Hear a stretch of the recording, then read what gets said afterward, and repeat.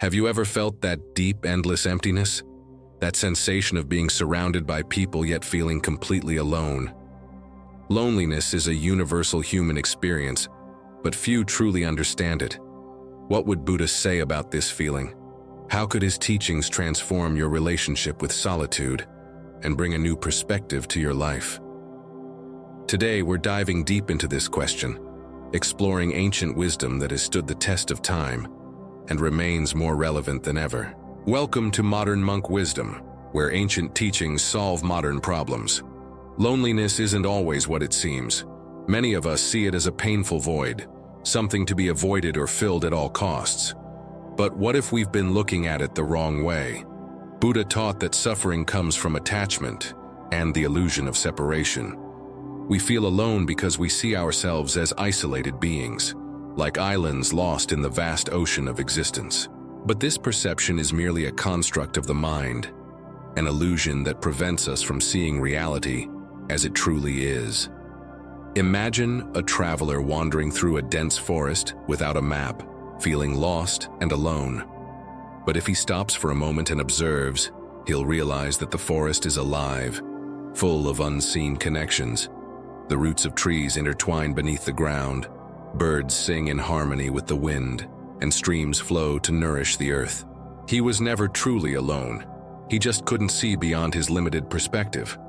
This is our existence. We are all connected in ways our rational minds cannot always grasp.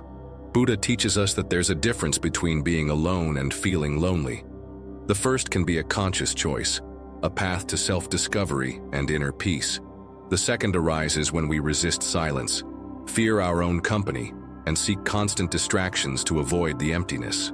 But what if, instead of running from loneliness, we learned to embrace it? What if we saw solitude not as a punishment, but as an opportunity? Our struggle with loneliness often comes from attachment. We cling to people, experiences, and expectations, and when those things are taken away, we feel an unbearable void. But Buddha taught that suffering arises when we try to hold on to the fleeting, forgetting that everything in life is impermanent. Everything you love and value will one day pass. That is an undeniable truth. So the question isn't how to avoid loneliness, but how to accept it without suffering. Think of a river. It doesn't cling to anything. It simply flows. If it were to resist a rock in its path, its natural course would be disrupted. But the river doesn't fight the rock. It flows around it, moving forward, guided by the current. Our minds, however, resist. We fight against the natural flow of life, holding on to the past or longing for the future. And this internal struggle traps us, making us feel isolated and incomplete. Buddha invites us to let go, to release our expectations, our fears, and our desire for things to be different than they are. True freedom comes when we accept impermanence and stop swimming against the current. But how can we practice this acceptance in our daily lives? How do we turn detachment into a liberating experience rather than a feeling of loss? If we take a moment for deep reflection, we'll see that the root of loneliness lies in the belief that we are separate individual beings. But are we really? Buddha taught that the self we cling to so tightly is actually an illusion. We are like waves in the ocean, unique in form yet part of the same vast water. Have you ever felt a deep connection to something greater than yourself? Maybe while gazing at a starry sky, listening to music that moves your soul, or simply feeling the wind on your face. These moments remind us that we are part of something much bigger. Yet, we spend most of our time trapped in a false sense of separation. What if, instead of seeing loneliness as a punishment, we saw it as an invitation to awaken to this truth? Meditation, one of Buddha's most profound teachings, is a powerful tool to reconnect with this essence. When we meditate, we realize that we are not just our thoughts, fears, or pains. We are the space in which all of these things happen.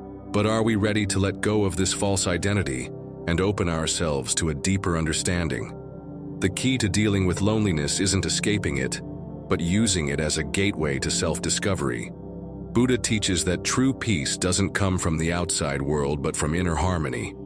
And that harmony can only be found when we learn to be with ourselves, without resistance, without fear. Think about the last time you spent time alone. Were you truly present with yourself? Or were you looking for distractions to fill the emptiness? Most people avoid their own company because they fear what they might find in the silence. But what if, instead of running away, we used these moments to know ourselves better? Practices like meditation, deep contemplation, and even simple activities like walking alone in nature can teach us to appreciate our own presence. When we stop seeing solitude as an enemy and start seeing it as a teacher, it transforms from a burden into a blessing. But are we willing to take that step? If Buddha were here with you right now, he might say, "You were never truly alone. You just forgot to look within." Loneliness doesn't have to be a prison. It can be the key to your liberation. The choice is yours. So, how have you been dealing with your loneliness? Are you ready to turn this experience into a path to inner peace? Share your thoughts in the comments. We'd love to hear your perspective. Thank you for watching. Don't forget to subscribe to our channel, like this video, and turn on notifications so you never miss a new post. See you in the next video.